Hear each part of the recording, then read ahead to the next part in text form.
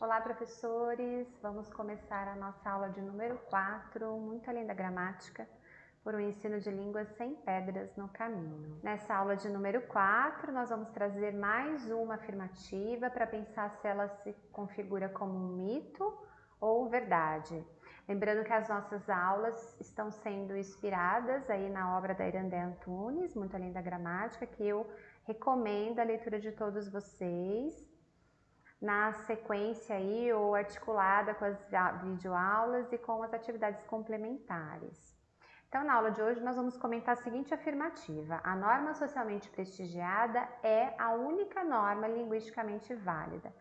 Em relação a essa afirmativa, vocês foram unânimes em comentar lá no nosso mural que se trata de um mito, né? A norma prestigiada, ela não é a única norma linguisticamente válida, né? Que bom que todos concordamos aí com isso. Mas de onde que pode ter surgido aí esse mito em relação à língua? E é claro que se a gente entende isso como uma verdade, a nossa prática de ensino vai corroborar com isso, né? Então, primeiro a gente tem que pensar no papel fundamental da literatura, né? A literatura, por muito tempo, ela foi a principal referência para se estabelecer a norma culta. Em segundo lugar, pensar também na diferenciação, importante diferenciação que a gente vai fazer na aula de hoje sobre norma culta ideal e norma culta real.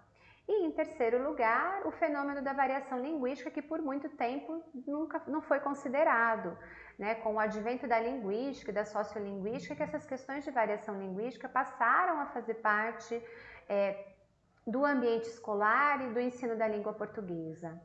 E sabendo-se que a variação linguística ela é inerente a qualquer língua, não é só a língua portuguesa, né? Então, pensando primeiro nesse conceito de norma linguística, a gente pode pensar nessa expressão em dois sentidos, no sentido amplo e no sentido restrito.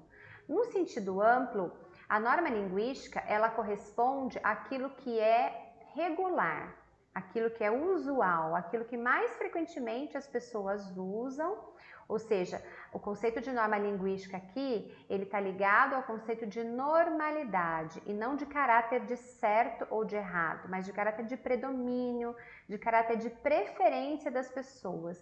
É por isso que a gente, dependendo da região, né, em cada região, existe a sua própria norma. A gente percebe variações nas escolhas de palavras, por exemplo, não só nas questões de entonação, de sotaque, mas também na preferência das pessoas por determinadas palavras e organização da língua. Um segundo conceito aí de norma linguística, que a gente vai ver adiante, é um pouquinho mais restrito do que esse. Eu trouxe um exemplo aqui para nós de normalidade, e aí eu acho que até não é uma questão praticamente de região, né? Na maioria dos lugares no português brasileiro, a gente utiliza o pronome oblíquo no início de frase, né? Então ninguém fala amo-te. A gente vê isso nos livros, mas geralmente se diz te amo, te ligo, enfim. Isso caiu na normalidade do português brasileiro. No segundo sentido que eu estava comentando com vocês, um pouco mais restrito, a norma linguística está ligada à prescrição. E aí ela está fora do âmbito da normalidade, mas ela entra no âmbito da normatividade. Ou seja, ao modo como deve ser a língua, né, o uso da língua, segundo o parâmetro legitimado. E esse parâmetro, em geral, ele é legitimado pelos grupos mais escolarizados e com maior vivência em torno da comunicação escrita. E pensando lá na origem desse mito, lembrando da questão da literatura, né? Então, o conceito de norma culta, historicamente, ele esteve associado, ora, a esse lado de norma, como regularidade, e ora, a esse outro lado, como prescrição, como algo que deve ser feito de tal maneira. E aí a gente tem um outro conceito, que é o conceito de norma culta. A compreensão tradicionalmente veiculada pela escola de norma culta é de um falar que é tido como modelar, como correto, segundo as regras estipuladas nas gramáticas normativas. Então, essa norma culta veiculada pela escola, ela constitui, portanto, a representação do que seria um falar exemplar, um falar sem erros e, por isso mesmo, o mais socialmente prestigiado. Quando se fala nesse falar sem erros, se refere principalmente à concordância e à regência verbal e nominal, e as questões de colocação pronominal e as questões de sintaxe. São elas que salientam mais esse domínio da norma culta. Vocês já pararam para pensar, gente, na carga de sentido que essa expressão norma culta tem? Então, essa designação de norma culta, ela não é das melhores do ponto de vista ideológico, porque ela favorece a suposição de que aqueles que adotam a norma culta é que são os cultos, que têm cultura, né? Essa relação histórica entre culto e cultura. Mesmo não sendo explícito, esse contraste ele pode ser muito pernicioso. Se a gente não chama atenção para os seus efeitos que são discriminatórios, principalmente em relação àqueles falantes das classes sociais menos favorecidas. Se eu tenho uma norma que é culta, eu tenho uma norma que não é culta, né? Que seria o não dito aí em relação a essa expressão da língua. Então fica aí para a gente pensar um pouco sobre isso. E aí, em função dessa questão da norma culta, veja só uma atividade que eu achei numa sequência didática de livro.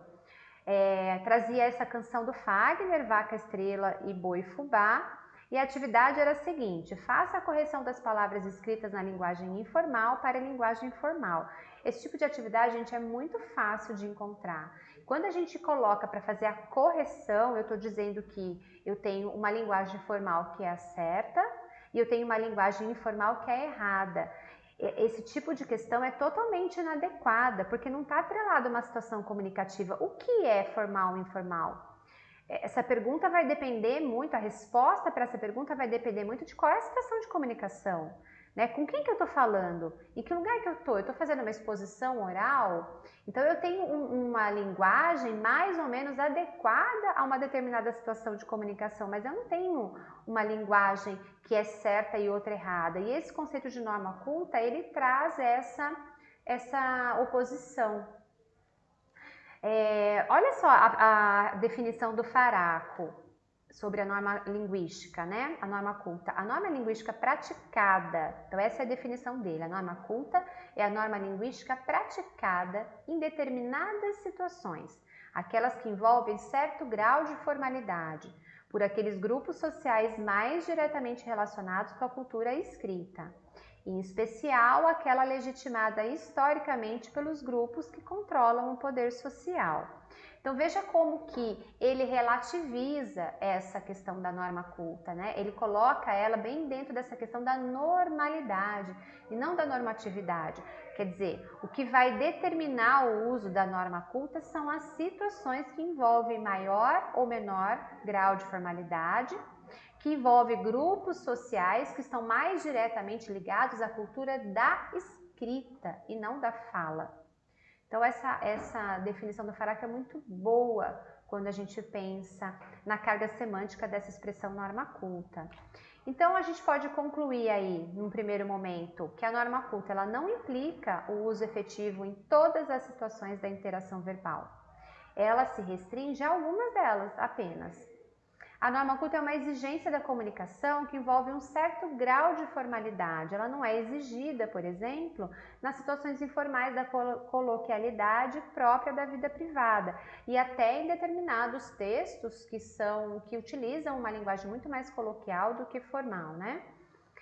Ela está vinculada àqueles grupos sociais que mais diretamente exercem atividades no âmbito da comunicação escrita, sobretudo aqueles grupos ligados à divulgação de informações, à divulgação de conhecimento, eu acrescentaria aqui, e ao controle do poder político-administrativo.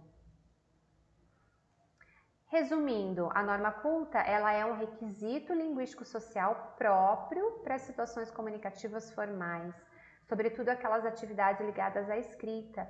E a gente precisa trazer isso para a discussão com os meninos, senão a gente continua perpetuando essa ideia de que eu tenho uma norma que é culta e todas as demais que não são cultas, né? Que não são legítimas. E aí, dentro desse conceito de norma culta, a gente traz dois conceitos aqui também, o de norma culta ideal e o de norma culta real, entendendo esse norma culta ideal como a norma padrão. Então, são muitos termos, né? A norma ideal, ela corresponde àquela concebida, pensada, prevista e proposta como a norma representativa dos usos da língua que são considerados cultos, né? Então, é bem essa ideia de cultura, de quem tem ou quem não tem cultura e conhecimento. Então, essa norma culta ideal, ela trata, portanto, de uma idealização, no sentido próprio do termo mesmo. Ou seja, ela é uma espécie de hipótese aninhada no imaginário de uma parcela da população. Por quê? Porque ela se situa mais no domínio da potencialidade, da expectativa, da coisa imaginada e suposta do que no domínio da experiência efetivada. No domínio do uso real da língua, essa norma culta idealizada, ela não existe. O parâmetro para essa norma são as regras dos compêndios gramaticais e não os usos comprováveis nos diferentes meios e suportes de comunicação falada e escrita, ou seja, essa norma culta ideal não é o que se ouve e nem o que se lê, ou seja, ela não existe, ela só está nas normas gramaticais, ela não está nos gêneros textuais da comunicação oral e escrita. Por outro lado, a norma culta real, ela corresponde aos usos que são de fato ocorrência, ou seja, aqueles que podem ser atestados como concretamente realizados.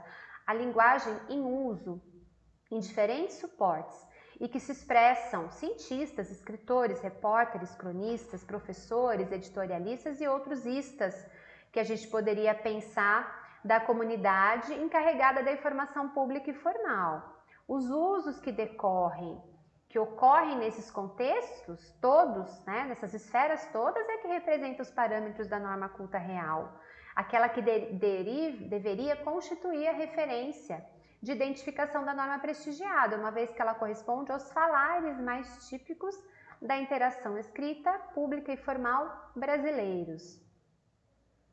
Então, pensando aí nos novos usos da língua, inclusive, né? Se você for pensar lá, a gente está falando de situação concreta de uso da língua. O dicionário Ruais, ele já registra muitas das regências que têm sido alteradas em relação ao que ditam as gramáticas normativas.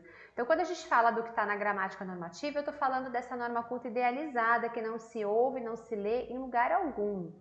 O dicionário Ruais, ele já reconhece o quanto que a língua é viva e o quanto que a língua da gramática normativa ela é transformada pelas experiências de linguagem das pessoas. Então, ela apresenta, por exemplo, novos usos da regência verbal.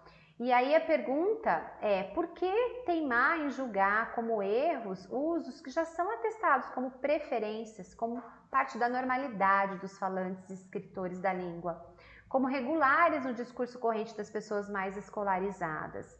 Então eu trouxe um exemplo aqui da página do Ruais para o verbo assistir, e lá nesse trechinho que eu circulei aí para vocês aparece o seguinte: gramática, uso no Brasil. É comum o uso desse verbo como transitivo direto. Então já se reconhece no dicionário que esse uso do assistir como transitivo indireto, assistir ao filme, tem caído em desuso. E assim como a normalidade passou a ser esse uso desse verbo como transitivo direto, ele precisa ser aceito. E aliás, ele é aceito na comunidade linguística. Ninguém corrige as pessoas quando falam eu fui assistir o filme. A gente trata isso como algo comum. Eu recomendo que vocês acessem, se puderem, aí, essas duas obras, Guias de Uso do Português, Confrontando Regras e Uso, da Maria Helena Moura Neves, que é minha professora lá na Universidade Presbiteriana Mackenzie, e o Dicionário Gramatical de Verbos, do Francisco da Silva Borba. Inclusive, essa edição ela é bem antiga e ela vai trazer essas diferenças de usos e de normas de uso, diferenças entre o que é prescrito na norma gramatical, nos manuais gramaticais. Então é importante a gente ampliar as nossas referências, né? do uso geral para a norma, ou seja, em relação à gramática, o que se usa comumente para depois eu ir para a norma. Eu preciso entender como é que essa norma se aplica nas experiências de linguagem das pessoas. Todas as variações da norma são linguisticamente legítimas e fazem parte da característica orgânica da linguagem, né? A língua é viva. Ser eficiente, então, ele vai além de apenas se fazer entender, ou seja, para qualquer situação vale o jeito de falar que é adequado àquela situação. Então isso é muito importante. O conceito de eficiência na comunicação, ele está muito ligado às diferentes formas de se falar e escrever que são requeridas pelas diferentes situações de comunicação. E o que isso tudo implica para o ensino, né? Então, pensando no conceito de competência, competente é aquele que domina o maior número possível de falares, inclusivamente aquele falar apropriado às situações mais ligadas à fala escrita. Então, a norma culta, ela está dentre as variações linguísticas possíveis para as infinitas situações de comunicação que a gente se depara ao longo da vida. As implicações para o ensino também se voltam para a questão de providenciar para o aluno oportunidades de acesso ao padrão valorizado da língua, a partir de exemplares da literatura, da imprensa, da divulgação científica, por exemplo. E aí a gente tem os campos de atuação no nosso currículo que vão trazer esses diferentes exemplares que mostram graus diferentes de formalidade da linguagem e o uso adequado ou não dessa norma. O foco do ensino, então, ele precisa ser sempre a reflexão linguística, por isso que a gente tem uma prática de linguagem que chama análise linguística e semiótica, ou seja, o pensar sobre a linguagem, centrado tanto na dimensão discursiva dos gêneros, como na dimensão interacional da língua, da própria situação de comunicação. O texto, ele não é uma opção entre outras, o texto é a opção. Se a gente trabalha com excertos, com orações, com frases, com palavras soltas, a gente nunca vai conseguir considerar essa dimensão discursiva, que ela é própria do texto, e essa dimensão de interação, que ela é própria de uma situação de comunicação real, né? Bom, eu vou encerrando então a aula 4 e na próxima aula a gente vai discutir mais uma afirmativa relacionada ao ensino da gramática, pensando se ela corresponde a mito ou a verdade. Até a próxima!